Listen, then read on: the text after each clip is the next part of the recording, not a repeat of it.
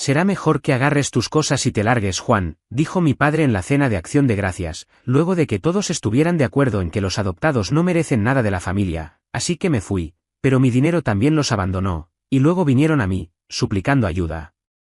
Mi nombre es Juan Joel, ya sé, suena raro, pero así me nombraron, en fin, no sé bien cómo empezar a contar esta historia, pero supongo que lo mejor es ir desde el comienzo. Soy adoptado, esa es la primera cosa que necesitas saber. Mi padre, Felipe, estuvo casado antes con otra mujer, una que no podía tener hijos. No sé mucho de ella porque en casa nadie hablaba de eso, pero una vez, cuando era pequeño, escuché a mi padre contarle a un amigo que habían intentado de todo para tener un bebé y nada funcionó. Después de años de esperar, decidieron adoptarme. Yo era un bebé recién nacido cuando llegué a sus vidas. Felipe y esa primera esposa me llevaron a casa con la idea de formar una familia, de ser padres como cualquier otra pareja. Pero las cosas no salieron como esperaban. Ella lo dejó.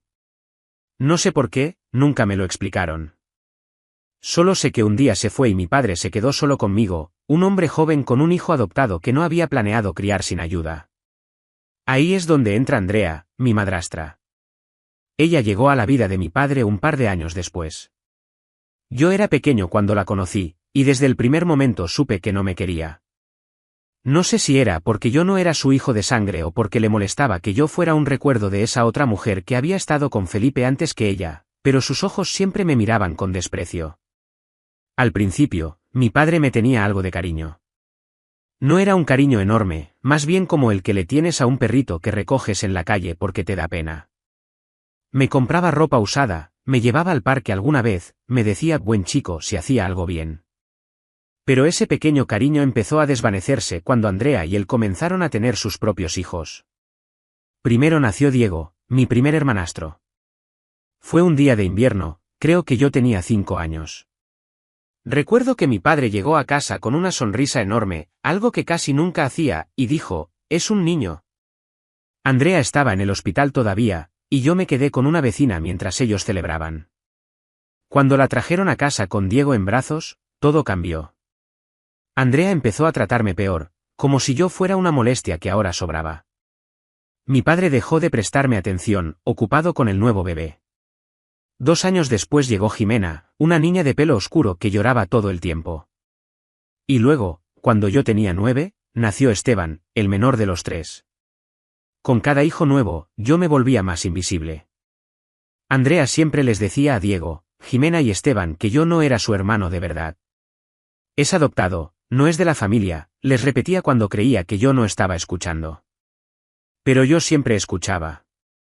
Me escondía detrás de las puertas o me quedaba quieto en el pasillo, oyendo cómo les llenaba la cabeza con esas palabras. No tienen que quererlo, no es como nosotros, decía. Y ellos le creían. Diego, que era el mayor después de mí, empezó a mirarme con cara de asco desde que tuvo edad para entender lo que su madre decía. Jimena, que era más callada, me ignoraba como si yo no existiera. Y Esteban, el menor, aprendió a reírse de mí, a burlarse con esa risita que copiaba de Andrea. Yo quería que me quisieran. Sé que suena patético ahora que lo pienso, pero de niño solo quería que me vieran como uno más. Intentaba ser bueno, ayudar en la casa, no meterme en problemas. Lavaba los platos aunque no me tocara, recogía la basura del patio, hacía mandados para Andrea aunque ella nunca me decía gracias. Pero nada era suficiente. Ella me mandaba a hacer tareas que los otros no hacían. Joel, limpia el baño, decía, mientras Diego jugaba videojuegos en la sala y Jimena se pintaba las uñas en su cuarto. Esteban, que era un mocoso malcriado, solo me miraba y se reía. Mi padre no decía nada. A veces lo miraba, esperando que me defendiera, que dijera déjalo, Andrea, él también es mi hijo. Pero nunca lo hizo. Creo que con el tiempo se cansó de intentarlo, si es que alguna vez lo intentó de verdad. Cuando cumplí 17 años, las cosas se pusieron más pesadas. Una tarde, Andrea me llamó a la cocina. Yo estaba haciendo tarea en mi cuarto, o lo que ellos llamaban mi cuarto, que era más bien un rincón con una cama vieja y una lámpara rota. Me paré frente a ella, y me dijo con esa voz dura que siempre usaba conmigo, no vas a vivir gratis aquí, Joel. Si quieres quedarte en esta casa, tienes que trabajar. Mi padre estaba sentado en la sala, leyendo el periódico, y no levantó la vista.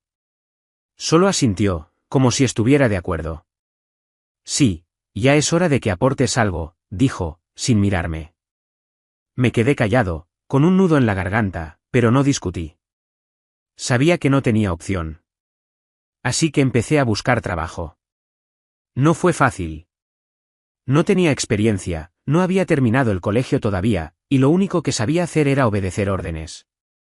Después de una semana caminando por el barrio con el sol quemándome la cabeza, encontré un empleo en una tienda de abarrotes a unas cuadras de casa. Mi trabajo era cargar cajas, barrer el piso, ayudar a los clientes a llevar sus compras al carro. Era agotador. Llegaba a casa con la espalda adolorida y los pies hinchados, pero lo hice sin quejarme. Ganaba poco, pero cada semana les entregaba casi todo mi sueldo a mis padres. Andrea lo tomaba con una mueca, como si no fuera suficiente, y mi padre solo decía, «Está bien, guárdalo ahí». Nunca me preguntaban cómo estaba, si me gustaba el trabajo, si necesitaba algo. Para ellos, yo era una máquina que tenía que producir. Pero ese trabajo, aunque era duro, me dio algo que no esperaba, un sueño. Mientras cargaba cajas y limpiaba estantes, empecé a imaginar una vida diferente. Soñaba con salir de esa casa, con tener dinero, con ser alguien que no tuviera que rogar por un pedazo de cariño.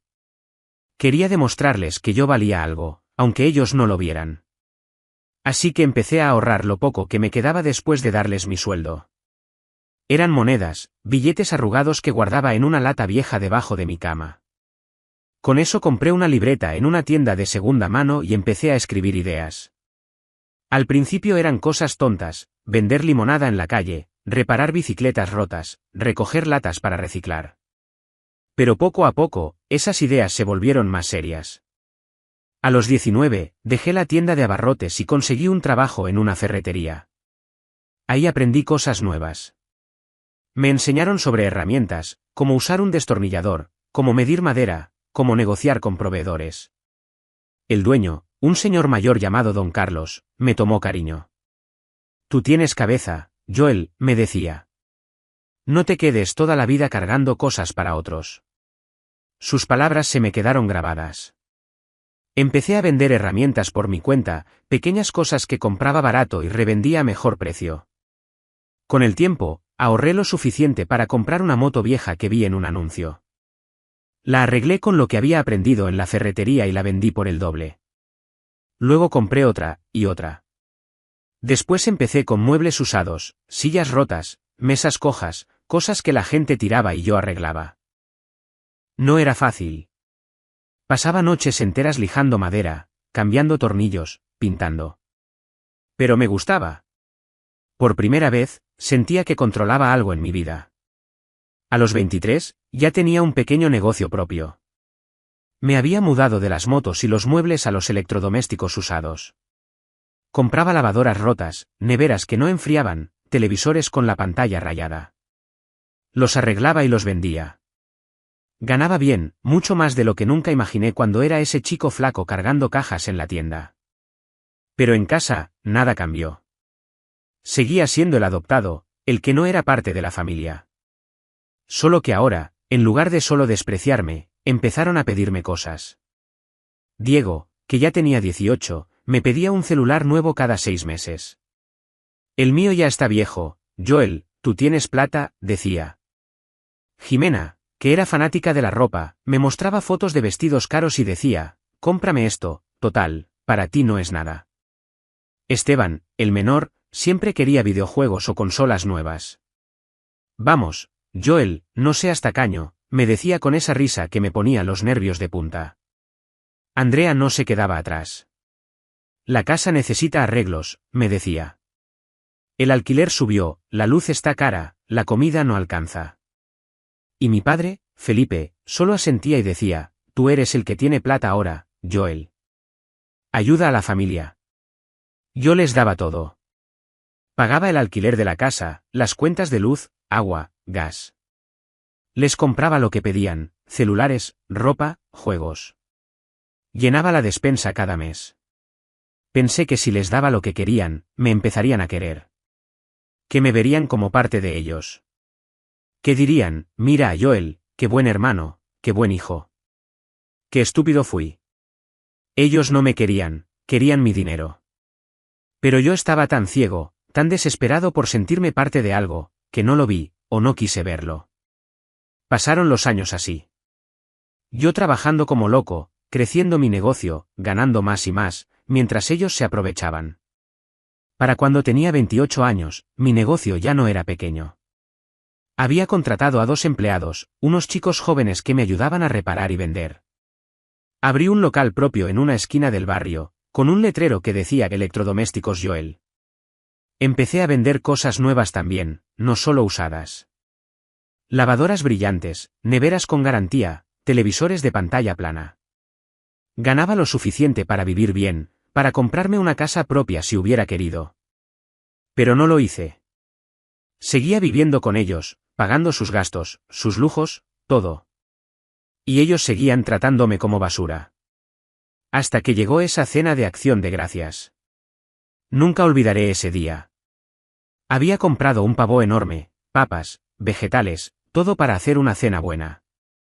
Quería que fuera especial, que por una noche fuéramos una familia de verdad. Cociné con ayuda de una vecina, porque Andrea no movió un dedo. Pusimos la mesa, comimos, y por un momento pensé que las cosas estaban bien. Pero cuando terminé de recoger los platos, porque, claro, yo siempre limpiaba mientras los demás descansaban, todo se derrumbó. Andrea empezó. ¿Saben qué?, dijo de repente, alzando la voz para que todos la oyeran. Estoy harta de fingir. Joel no es de esta familia. Es adoptado, no merece estar aquí. Miré a mi padre, esperando que dijera algo, que me defendiera por una vez en su maldita vida. Pero no. Solo bajó la mirada, como si no quisiera ver lo que estaba pasando. Diego se rió fuerte. Sí, siempre ha sido un estorbo, dijo, jugando con su tenedor. Jimena asintió. Nunca lo hemos querido aquí, es la verdad. Esteban, que ya tenía 19 y seguía siendo un idiota, agregó, debería agradecer que lo dejamos vivir con nosotros tanto tiempo. Me quedé helado, con los platos en la mano, sintiendo cómo el corazón se me apretaba. Entonces Andrea levantó la voz otra vez. A ver, ¿quién vota porque Joel se largue de la casa? Todos levantaron la mano. Diego, con una sonrisa. Jimena, sin dudar. Esteban, riéndose.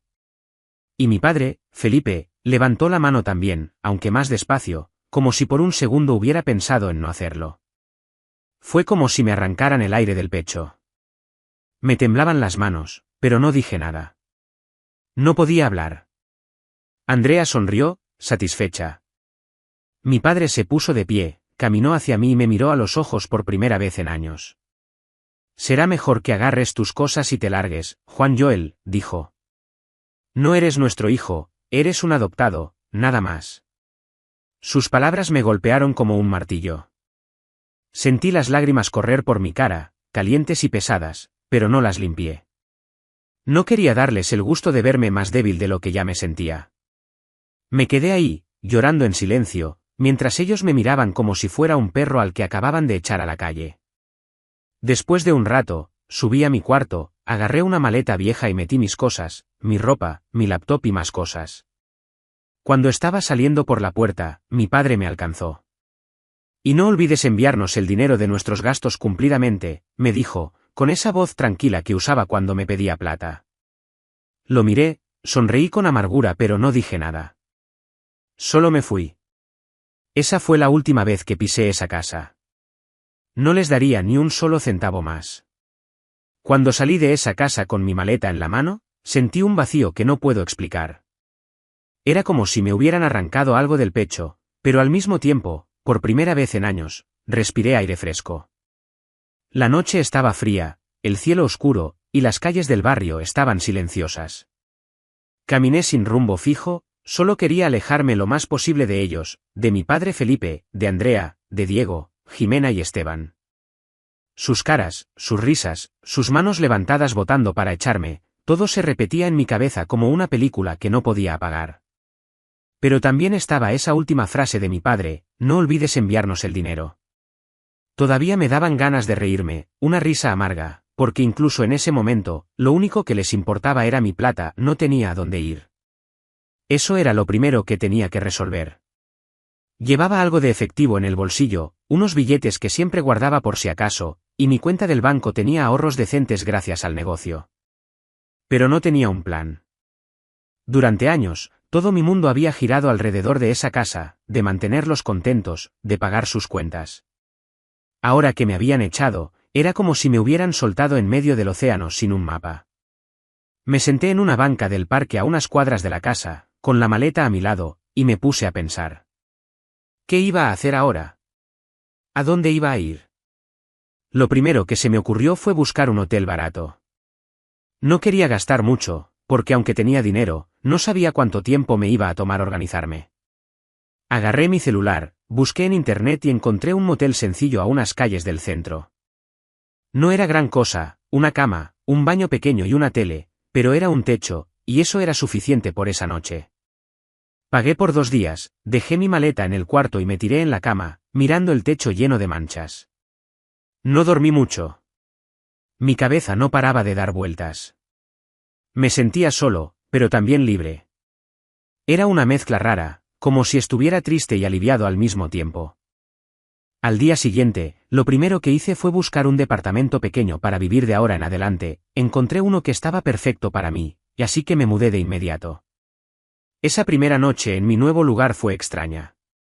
No había ruido de Diego jugando videojuegos, ni de Andrea gritándome que hiciera algo, ni de Esteban burlándose. Solo silencio. Me senté en la cama, mirando las paredes vacías, y por primera vez en mucho tiempo, sonreí de verdad.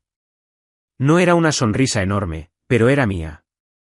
Estaba solo, sí, pero también estaba en paz. Y eso valía más de lo que podía explicar. Los días siguientes fueron un torbellino. Me puse a trabajar en mi negocio como nunca antes. Ahora que no tenía que darle todo mi dinero a esa familia, podía invertir en lo que realmente importaba, crecer. Fui al local de electrodomésticos Joel y hablé con mis 2 empleados, Luis y Marcos. Les dije que íbamos a ampliar el negocio. Vamos a comprar más cosas nuevas, no solo usadas, les expliqué. Y quiero que empecemos a ofrecer servicio de reparación a domicilio. Ellos asintieron, emocionados, y me ayudaron a hacer un plan. Compré más lavadoras, neveras y televisores de una distribuidora que conocía, y puse anuncios en el barrio ofreciendo reparaciones. En una semana, el local estaba más lleno que nunca, y los clientes empezaron a llegar. El trabajo me mantuvo ocupado, y eso era bueno. No quería pensar demasiado en lo que había pasado en la cena de Acción de Gracias. Pero a veces, cuando estaba solo en mi apartamento por la noche, las imágenes volvían. Andrea diciendo que no merecía estar ahí. Diego riéndose. Mi padre levantando la mano. Me dolía, no voy a mentir. Había pasado años dándoles todo, pensando que algún día me aceptarían, y al final me echaron como si fuera basura. Pero cada vez que sentía ese dolor, me recordaba a mí mismo, ya no les debo nada. Y eso me ayudaba a seguir adelante. Empecé a hacer nuevas amistades ya que me sentía solo y quería estar acompañado por alguien que me quisiera, así que conocí a Javier, un cliente que se había vuelto mi amigo, Carla, una chica risueña que trabajaba en una tienda de ropa, y Miguel, un mecánico que siempre tenía una broma lista. Hablábamos de todo y de nada, del trabajo, de películas malas, de cómo Miguel había roto una moto intentando arreglarla. Nadie me preguntó por mi familia, nadie me pidió dinero. Estaban ahí porque querían, y eso me golpeó fuerte. Con el tiempo, esos 3, Javier, Carla y Miguel, se volvieron mi refugio. Empezamos a salir más seguido, a tomar café, a ver partidos de fútbol en el bar, a caminar por el parque los domingos. Carla me enseñó a cocinar algo más que arroz con huevo, y Miguel me ayudó a pintar las paredes de mi apartamento. Javier siempre estaba ahí con una idea loca o un chiste para hacerme reír. Eran mis amigos, pero para mí eran más que eso. Eran la familia que nunca tuve. No me miraban como un adoptado, no me pedían nada. Me querían por quien era, y eso me salvó. Mientras mi vida empezaba a tomar forma, ellos, Felipe, Andrea y mis hermanastros, seguían en mi cabeza, pero cada vez menos. Había decidido no darles ni un centavo más, y lo estaba cumpliendo. No los llamé, no les escribí, no les mandé nada. Supuse que se las arreglarían solos, como siempre decían que podían hacer. Pero entonces, unas 3 semanas después de que me fui, mi celular sonó. Era un número que no reconocí, pero contesté por curiosidad. Era Andrea. Joel, ¿dónde estás?, dijo, con esa voz que siempre sonaba como si me estuviera regañando. No hemos sabido de ti, y las cuentas están atrasadas. El alquiler no se paga solo. Me quedé callado un segundo, sintiendo como la rabia me subía por la garganta. ¿En serio? Después de echarme, ¿lo primero que hacían era pedirme dinero? Respiré hondo y le dije, no voy a darles nada, Andrea. Se acabó. Ella se rió, una risa seca y fea. ¿Qué te pasa? ¿Crees que puedes abandonarnos así? Eres un desagradecido. Siempre lo supe. No le contesté. Colgué el teléfono y bloqueé el número. Pensé que eso sería todo, pero no. Unos días después, Diego me escribió por WhatsApp. Oye, Joel, necesitamos plata para la luz. Mándanos algo, no seas egoísta. Lo leí y lo borré sin responder. Luego fue Jimena, con un mensaje largo diciendo que el internet se había cortado y que era mi culpa por no ayudar. Bloqueé su número también. Esteban no se molestó en escribir, pero supuse que estaba igual de enojado. Y mi padre, bueno, él no dijo nada. Siempre había sido así, dejaba que los demás hablaran por él. Al principio, me sentí mal. Una parte de mí todavía quería ayudarlos, porque durante años eso fue lo que hice, cuidarlos, mantenerlos. Pero cada vez que dudaba, recordaba esa cena. Recordaba sus manos levantadas, sus risas, las palabras de mi padre. Y se me pasaba. Ellos no merecían nada de mí. Me habían usado, me habían humillado, me habían echado. Que se las arreglaran solos. Un mes después de irme, las cosas se pusieron serias. Estaba en el local, revisando unas facturas, cuando vi a Felipe entrando por la puerta. Estaba más flaco, con ojeras oscuras, y su ropa estaba arrugada. Se paró frente a mí, nervioso, y dijo, Joel, necesitamos hablar. Lo miré, sin levantarme de mi silla, y le dije, habla, entonces. Se aclaró la garganta y empezó, estamos mal, hijo. No podemos pagar el alquiler, nos van a echar. La luz se cortó hace días. Necesitamos tu ayuda. Me quedé mirándolo, sintiendo una mezcla de rabia y satisfacción. Hijo, le dije, casi riéndome. No me llames así. No soy tu hijo, ¿te acuerdas? Me lo dejaste claro. Él bajó la mirada, como siempre hacía cuando no sabía qué decir. Fue un error, Joel. Estábamos enojados. Pero eres parte de la familia. Por favor, ayúdanos. Escuchar eso me dio ganas de gritar. ¿Parte de la familia? ¿Después de todo lo que me hicieron? Me levanté, caminé hacia él y le dije, tranquilo pero firme, no cuenten conmigo. Ustedes me echaron. Ahora lidien con eso. Se quedó callado, con la cara roja, y luego se fue sin decir más. Cuando cerró la puerta, me temblaban las manos, pero no de miedo. Era furia, y también orgullo. Por primera vez, les había dicho que no y lo había sentido de verdad. Esa noche, fui al bar con Javier, Carla y Miguel. Les conté lo que había pasado, y me abrazaron, me dieron palmadas en la espalda, me dijeron que había hecho bien. Esa gente no te merece, Joel, dijo Carla. Tú vales más que ellos. Y por primera vez, les creí. Una semana después de la visita de Felipe, recibí una llamada de un número desconocido. No quería contestar, pero algo me dijo que lo hiciera. Era Jimena. Su voz sonaba rara, como si estuviera nerviosa. Joel, por favor, escúchame, dijo. Estamos en problemas. Nos cortaron el agua también, y el dueño de la casa dice que si no pagamos el alquiler esta semana, nos echa. No tenemos a dónde ir. Hizo una pausa, esperando que yo dijera algo, pero me quedé callado. Sé que estás enojado, siguió, pero somos tu familia. No puedes dejarnos así. ¿Familia? Esa palabra me dio risa. Una risa fría que ella seguro escuchó por el teléfono. Familia, le dije al fin. Ustedes me echaron, Jimena. Todos levantaron la mano para sacarme de la casa. Me llamaron adoptado como si fuera una maldición. No soy tu familia, y ustedes no son la mía. Ella empezó a hablar rápido, casi gritando. Eso fue un error. Mamá estaba enojada, todos lo estábamos. Pero te necesitamos, Joel. Siempre has estado ahí para nosotros. Eso me hizo hervir la sangre. Sí, siempre estuve ahí, le dije. Les di todo. Pagué sus cuentas, sus caprichos, sus vidas. Y ustedes me pagaron humillándome. Se acabó, Jimena. No cuenten conmigo. Colgué antes de que pudiera responder. Mi corazón latía fuerte, pero no me arrepentí. Bloqueé el número y tiré el celular en el sillón. Esa noche, cuando Javier vino a mi apartamento con una pizza, le conté lo que había pasado. Hiciste bien, hermano, me dijo, dándome una palmada en el hombro. Esa gente solo te usó. Ahora te toca vivir para ti. Asentí, y aunque todavía sentía un nudo en el estómago, supe que tenía razón. Unos días después, Diego apareció en el local. Era un martes por la mañana, y yo estaba ayudando a Luis a descargar una nevera del camión. Diego se acercó con las manos en los bolsillos, mirando el suelo como si no quisiera estar ahí. Joel, tenemos que hablar, dijo. Lo miré, sin parar de trabajar, y le dije, habla rápido, estoy ocupado. Se rascó la cabeza, incómodo, y empezó, mira, sé que las cosas se salieron de control esa noche. Pero estamos mal, muy mal.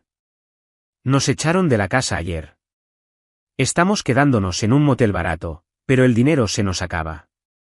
Mamá está llorando todo el día, papá no sabe qué hacer. Necesitamos tu ayuda. Lo miré fijo, dejando la nevera en el suelo. ¿Me estás diciendo que ya los echaron?, pregunté. Él asintió, con la cara roja. Sí. No pudimos pagar.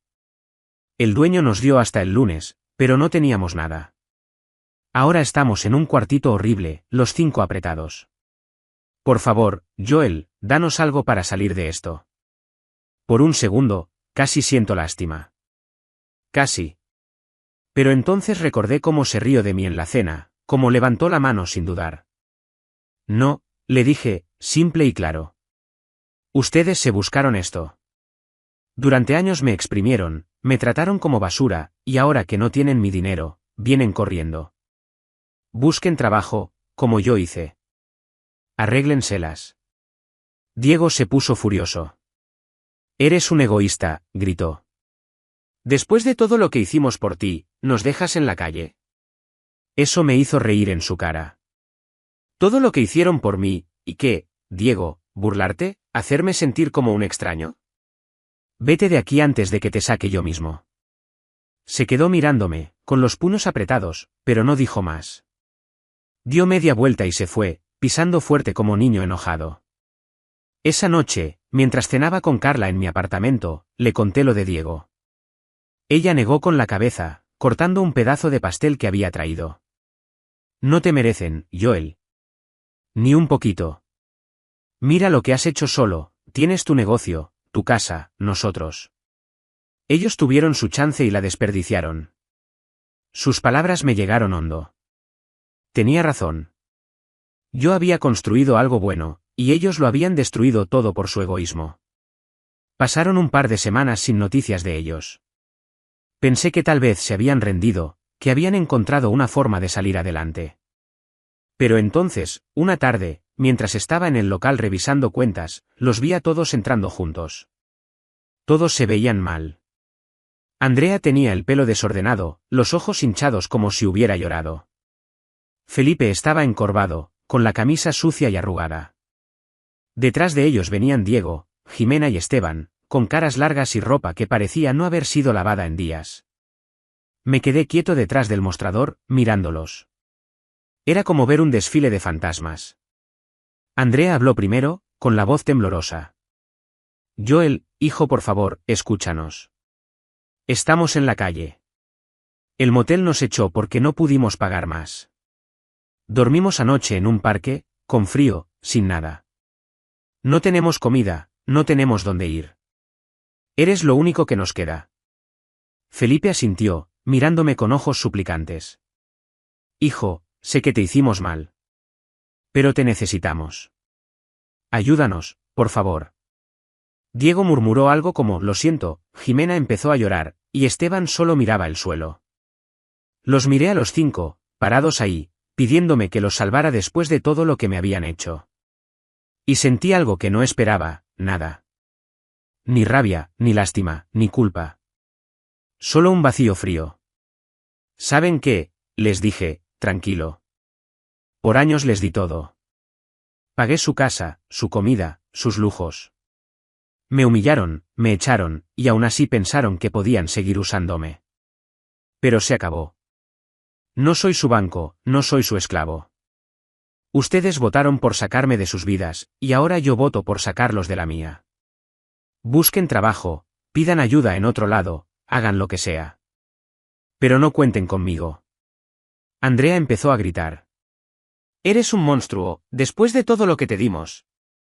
Felipe intentó calmarla, pero ella seguía, nos vas a dejar morir en la calle. Diego dio un paso adelante, como si quisiera pelear, pero Esteban lo agarró del brazo. Jimena lloraba más fuerte, y Felipe solo negó con la cabeza, derrotado. Vámonos, dijo al fin, y los 5 salieron del local, arrastrando los pies. Esa fue la última vez que los vi. Supe por un vecino, semanas después, qué pasó con ellos. No encontraron trabajo decente. Felipe empezó a limpiar carros en la calle por unas monedas. Andrea lavaba ropa para otras casas.